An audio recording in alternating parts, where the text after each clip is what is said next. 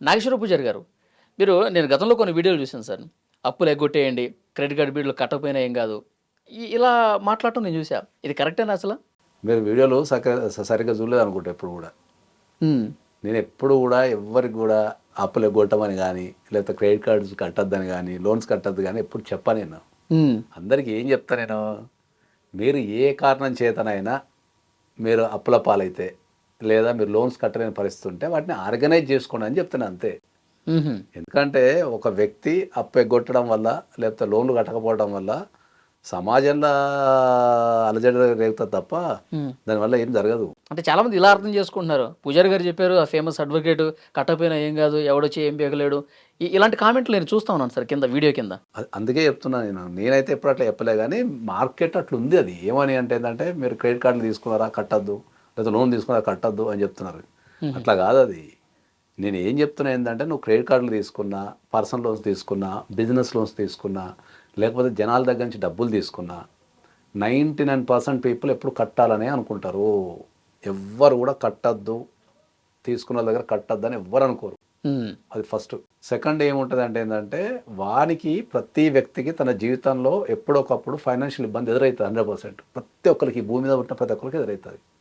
ఆ ఫైనాన్షియల్ ఇబ్బంది ఎదురైనప్పుడు చాలామంది ఏం చేస్తుంటారు అంటే ఏంటంటే, మనం రెగ్యులర్గా పేపర్ చూస్తుంటాం కదా, పేపర్లలో అప్పులు ఎక్కువైపోయినా ఆత్మహత్య చేసుకోవడం, అప్పులు ఎక్కువైనా కుటుంబం మొత్తం ఆత్మహత్య చేసుకోవడం, అప్పులు ఎక్కువైపోయినానో లేదా ఫైనాన్షియల్లో మర్డర్ చేయడం లాంటివి జరుగుతున్నాయి సమాజంలో. హ్మ్.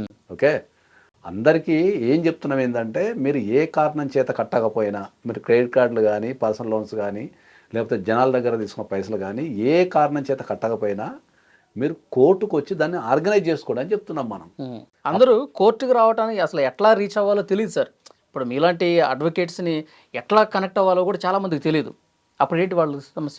అదే ఇప్పుడు మనం ఆల్రెడీ మనం ప్రతి వీడియోలో మన నెంబర్ వేస్తున్నాం కాబట్టి, ఆ నెంబర్కి కాల్ చేస్తే మన వాళ్ళు సాయం చేసేస్తారు దానికి సంబంధించి. హుహు. నేను అప్పులు ఎక్కువ కావడం ద్వారా వాటిని ఆర్గనైజ్ చేసుకోలేక మీరు చనిపోవటము, చంపటమో చేయొద్దు, పారిపోవటం చేయొద్దు. సమాజం చేత మీరు హీనంగా చూడబడొద్దు. హ్మ్. ఇప్పుడు ఆరోగ్యం బాగాలేనప్పుడు మనం ఎట్లయితే మనం హాస్పిటల్కి పోతామో, ఇప్పుడు ఆరోగ్యం బాగాలేనప్పుడు మనకి ఏ రకమైన ఆరోగ్యం బాగాలేకపోయినా హాస్పిటల్ పోతాం. హ్మ్. అంతే కదా? అవును.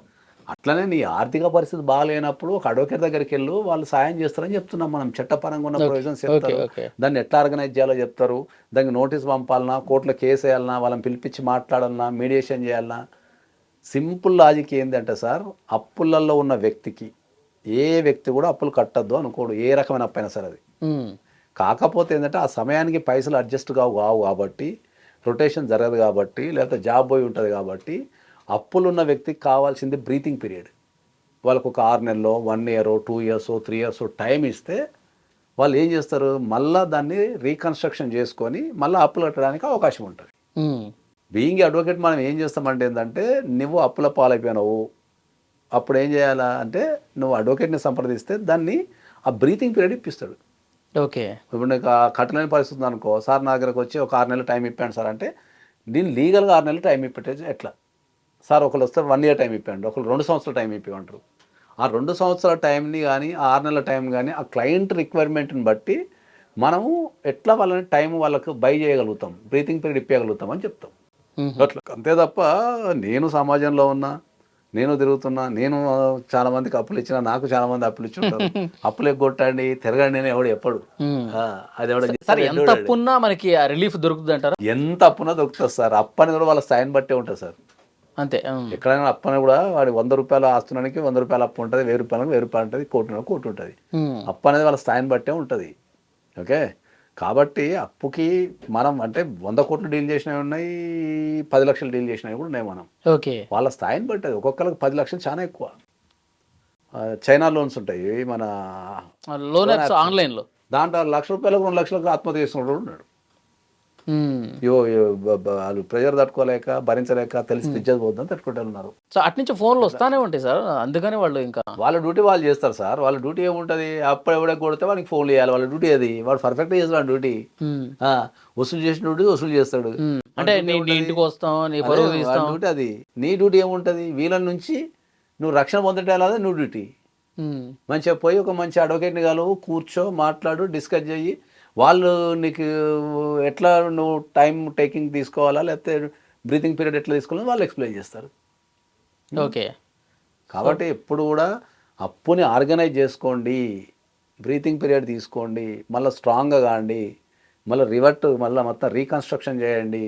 మనం ఎవరికైతే మనం అప్పులు తీసుకున్నామో వాళ్ళని కొంతకాలం ఆపినా మళ్ళీ ధైర్యంగా నిజాయితీగా రీకన్స్ట్రక్షన్ చేసుకొని కట్టండి అని చెప్తాం తప్ప ఆ రీకన్స్ట్రక్షన్ చేసుకునే టైంలో వాళ్ళకు బ్రీతింగ్ పీరియడ్ ఇప్పిస్తాం మనం.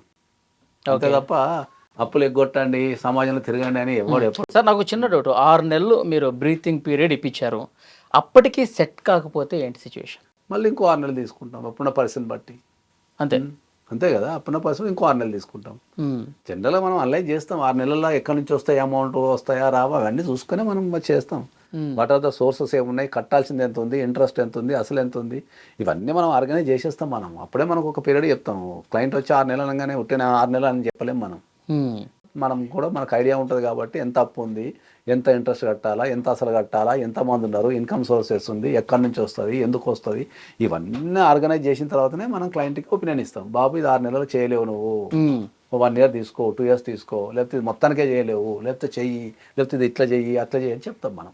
ఓకే. కాబట్టి నేను అందరికీ స్ట్రాంగ్గా ఏం చెప్తున్నా ఏంటంటే, నీకు ఫైనాన్షియల్ ఇష్యూ ఉంటే ఓకే, ఒక ఎక్స్పర్ట్ని సంప్రదించి దాన్ని ఆర్గనైజ్ చేయటం ఎలా అనేది నువ్వు ముందే నేర్చుకుంటే తర్వాత నువ్వు ఇబ్బంది పడే అవకాశం ఉండదు. యా అది అది అది అందరికీ చెప్పేది నేను. Yeah thank you sir.